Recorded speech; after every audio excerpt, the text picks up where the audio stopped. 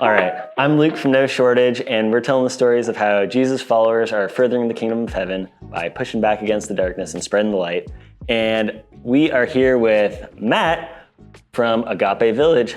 Thanks for joining us, Matt. For sure. Yeah, so tell me a little bit about yourself and what Agape Village is. Yeah. So I am pastor at Central Nazarene Church, which is where Agape Village exists. Agape Village is our compassionate ministry effort. So it's our separate nonprofit, of which I am also the executive director. And so it is our way of tangibly loving our neighbors and working for the good of our city. Agape Village itself exists to break the cycle of poverty and homelessness. We do it through building relationships with those that are our neighbors, those that are living in tents and experiencing addiction and mental illness issues on the streets of our city. That's cool. And to clarify, your city is? Our city is Portland. Yeah. That's cool. And homelessness is a pretty significant issue. It is a huge issue. Over the last several years, it's greatly increased in severity. One of the last numbers that came out was that there were around 7,000 unsheltered homeless in Portland. And so just a huge need within our city. Yeah. And so where are you guys located, and how does that kind of play into how you're like, man, these are our neighbors? Yeah, so we kind of exist we are on the east side of Powell, I-205, which is the kind of the outer east part of the city of Portland. We are kind of sandwiched between two neighborhoods, the Lentz neighborhood and the Powellhurst-Gilbert neighborhood. And it's kind of what is one of the poorest, most under-resourced parts of our city. And so we're kind of at ground zero, at least in our little neck of Portland, for a lot of the issues that you might see on the streets. Yeah. And how did you guys come up with Agape Village? What was the inspiration behind this? Like, how did it come to be at the start? Yeah, so as a church, we were starting to explore the idea of living out the greatest commandment, loving God and loving our neighbor. And we started to ask the question of, are we loving our neighbor, and who is our neighbor? And we quickly learned that our neighbors were unhoused individuals that didn't have a safe place to stay. So we started to volunteer in our neighborhood and get to know our neighbors and build relationships with our neighbors and get to know their needs, and actually invited them to be a part of the dreaming of Agape Village. And so they helped us put together policies and expectations and helped us create the village. And so they really had a lot of input into how this whole thing was going to look. That's so cool. Yeah, and then the word agape it means love, and it's a love that works. It's love in action, and so Agape Village was born out of that desire to put our love to work in our city. That's amazing. Yeah. That's a super tangible way of loving people. I love the picture that you guys have here too. It does a good job of showing what it is you guys do. So Agape Village is a collection of tiny homes, and they live in community. So it started off just super simple vision of just providing a safe place for people to sleep and stay while they accessed other resources. And so it started off as a transitional shelter. So it's 15 units on church property that's basically set up like a little campground. And so everybody gets to move in. They get to have case management support. They get to kind of exist in autonomy and no crazy structure, no program necessarily, is kind of how it all started. Since then, it's grown and morphed into now there's some more program elements and some other expectations that exist to help foster that community and build those relationships. And then we also now do some relief work, outreach work in our community, and overnight shelter work at a couple different locations. What does that like overnight shelter work look like? So before we actually even started Agape Village, Central hosted an overnight shelter. And so we started doing that every winter about 8 years ago. Wow. And so in the sanctuary of the church, every night throughout the winter, we would open it up and let people come in, get a safe night's sleep. And we just recently partnered with the city. And so that is going to be expanding. And so we'll still do the overnight shelter at Central, but it'll become a year-round shelter. And we'll go from a capacity of 50 to a capacity of 100. Nice. And then we're also opening another shelter downtown in partnership with Operation Night Watch. And so we will have a shelter there that can hold 80, and will also be a year-round shelter. So That's awesome. yeah, and that shelter work is really where we meet a lot of the people that end up moving into Agape Village, because once they get to know us and trust us through our overnight shelter, then they're like, I think I could trust them enough to be able to live in there and participate in their transitional shelter program. That's really cool. I mean, you're talking about like trust, and you're talking about like a safe night's sleep. And that's something that I think a lot of people really take for granted, like being able to be comfortable with where you're at and safe. And I know when you were showing me the homes earlier the other day, you were saying like, this is like the first time some of these people have had like a walking door. And then you were also talking earlier about relationship building. Can you tell me how like relationship building and having safety and how these things go hand in hand, and maybe some of the challenges that come along with that as well? Yeah, I think it's hard to build relationship when you're constantly fearing for your own safety and security. So until you can find a place where you're safe and secure, you're not really going to invest in or even trust somebody else with yourself, right? With your being and who you are and your needs and your wants, because you're closed off and you're protecting yourself because you're every minute of every day you're trying to just be safe. And so when people move into Agape Village, a lot of times what happens is they get into a place where they can close and lock their door, and now they feel safe. And we want them to feel safe and get some stability. But then sometimes that pendulum swings the other direction where they want to just stay in their pod and stay secure and stay safe. So we work hard at trying to get them to engage and come out of their pod and volunteer and work in the village and build community through regular meetings and that kind of stuff with our team and with other villagers. And so we need the safety and security to build the relationships, but we don't want them to get so attached to that locked door that they don't come out and get to know their neighbors and get to know us as well. Yeah, that's huge. And I mean, like you're talking about the pendulum swinging, and that's like, I notice that in my own life whenever I'm addressing something as well. And then another issue on the streets is just being alone and having that isolation. So then being able to be safe and isolated may feel like more comfortable too, but like it's hard to be vulnerable and like open yourself back up. And I think to your guys' credit, what you're saying is like, it takes time. Like it takes time for people to grow and to change and to overcome things like addiction or mental illness. Is not a small battle. How do you guys create an environment that supports people who are going through these challenges that do take time? Well, we try to build that safe space where they can just kind of take a breath. I feel like, so sometimes when we go on vacation, it takes a day or two for you to like, okay, I'm finally relaxed now. Like I'm out of the busyness, I'm away from the rush, I can take a breath. Well, if you've been living for years constantly and not constantly afraid of where you're going to sleep, not knowing where you're going to sleep, where was safe, who was safe to be with, it takes more than a few days to finally like take that breath of relaxation. Yeah. And so we try to give space in the first couple of weeks or even a couple of months where they can just take that breath and not get super pushy and just let them kind of be. And then we, once that trust and stuff is built, then it's just that listening ear and reassurance. And we do a lot of things with people. So we always tell people, we're not going to do stuff for you, but we're going to do it with you. And so that doing things with people also creates trust and does take time. One of the biggest tools we've found at building relationships is driving people to their appointments or to the grocery store. Because I don't know what it is, but once you get in a car, it's like you just start to talk and you can just relax. And so we just try to provide time too, where we're driving people to places, not because they're incapable, but because time in the van means we get to build relationships and for whatever reason, a safe space. And so just creating that time and that opportunity. Yeah, and I think time, like how I think of time, it's like it's the one resource we like really have, in this world.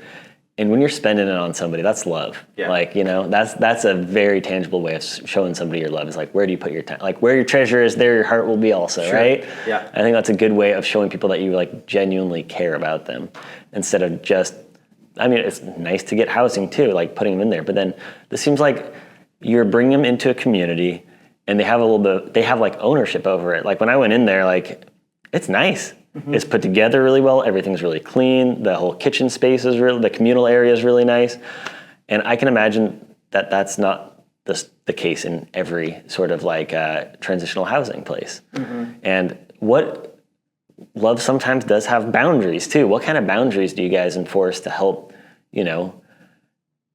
steer them in the right direction so that they can, ultimately get stable housing and healing? Well, I mean, the expectations and boundaries we set aren't anything crazy. We want people to be respectful, so we value respect, and that's respect for yourself and respect for others, and for the space. So we try to instill that in people by giving them ownership of the space, and they all have to chip in and do chores to take care of the space and help keep it clean and all that kind of stuff. So we expect people to.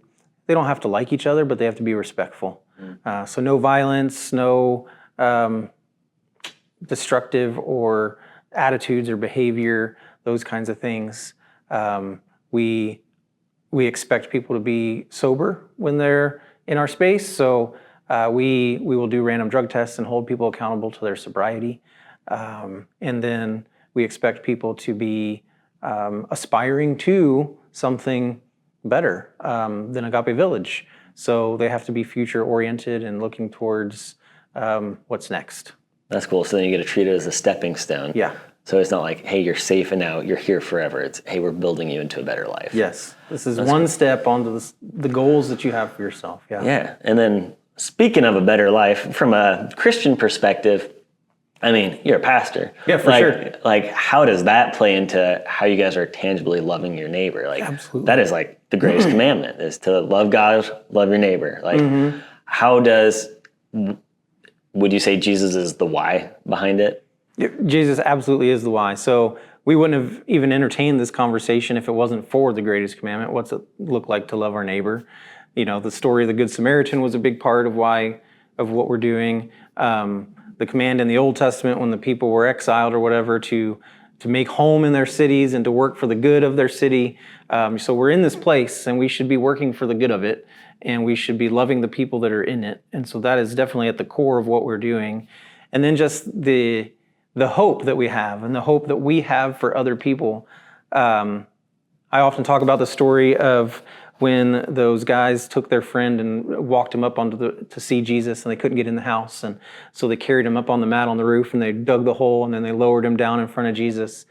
I feel like a lot of times that's kind of the heart behind Agape Village. We aren't Jesus. I can't change somebody's life, but I'm certainly willing to carry them on their mat up on the roof, and we'll do what we can to dig the hole, and we'll lower them down in front of Jesus. And the goal, right, is that we get them in the right position so that they can see who Jesus is and get to know him. And so we're loving people in the hopes that we are being a witness to Christ in their life. And they know who we are. They know what we're about. We don't shy away from having those conversations. But I want them to believe and see it and experience it, maybe even before they hear about it, so that when they say, why do you do this? And I say, well, because Jesus, then it just like makes sense. So they can make the connection instead of having it be like an after thing. Right. No, that's really good. You get to show them God's love. And that's, relationship, time, safety, literally being like housed and like in a safe, like it's a really cool way to do that. And it is a unique organization too. And if people are in the Portland area and it's something they hear about this and they're like, man, I'd love to be able to support you guys. What does that look like? Yeah, so they can, if they go to our website, there's some options on there, but one of the biggest things is right now you can do volunteers. You can volunteer for our overnight shelters. You can volunteer in Agape Village work projects. Biggest thing is friendships. So if you're willing and want to find a new friend, we have people that would love to talk to you and get to know you. And so just building friendships with those that in our neighborhood and our neighbors. And then, of course, giving is a huge part of what we do. So every dollar that's given to Agape Village goes directly to supporting the work, and the majority of it goes into our staff. And every one of our staff builds relationships with people. So I'll spend time building relationships with people. Our outreach director, case managers, they're all there to invest in people. So the funding that comes in is a way to help us invest in people's lives and build relationships. So, yeah. And then there's all kinds of other things that people can get. There's an Amazon wish list, and you can shop for toilet paper if you want. We always need that. So, oh, that's cool. That's some tangible ways that people can support you. Yeah, that's real love. Yeah. That's awesome. Well, does he have any stories? Oh yeah. Well, that's what I was thinking. Stories, I guess. That's good. for sure. Yeah, I'd be curious. Yeah, what are some like success stories or people who have moved through it, and how are you guys? I know when I was talking to Sarah, she was talking about how there is like support on the outside after they've gone through it as well, and you mentioned it as well. It was like you're stuck with us, but in a loving way. You know, like family. And how does that look? Is supporting them onwards, and what would some of the success stories be from? This program? One of our success stories our oldest success story, I guess, one of our first villagers, he ended up getting able through a series of unfortunate events, but he got into a settlement with some decent finances. And so he ended up buying his own house. And so we were able to help him buy his house. So he became a first-time homeowner, which was exciting. And then he's been in that house, man, it's been over 3 years now, probably, maybe 4. And so, but our relationship with him continued. And so he's still housed, and we've helped him stay that way. So we've gone over and helped fix his roof. We've painted the outside of his home. We continue to help him with budgeting and managing the finances that he does have, and doctor's appointments and grocery store trips, I'm pretty sure still happen. And so we're still there investing in him and loving on him and supporting him. We've had a couple others that have left and moved into apartments. We've had one that's been in his apartment for over 2 years now, and we continue to support him. And what's been fun with that person is that we've been able to actually hire him. He's one of our janitors now. So that's awesome. Yeah, it's fun to have him. It's like still a full around. circle moment there. To hang out with us. Yeah. And so we still support him and help him with that. We've had some others that have, one gentleman moved into his apartment, and we still work. He just was in a motorcycle accident, so we were able to still help him navigate all of that and find somebody to take care of his dog while he was in the hospital. So that's been kind of fun to see. And some folks that didn't necessarily come through Agape Village directly because we weren't operating yet, but that we got to know through our overnight shelter work too. Folks that we took and helped get into detox and into a recovery program.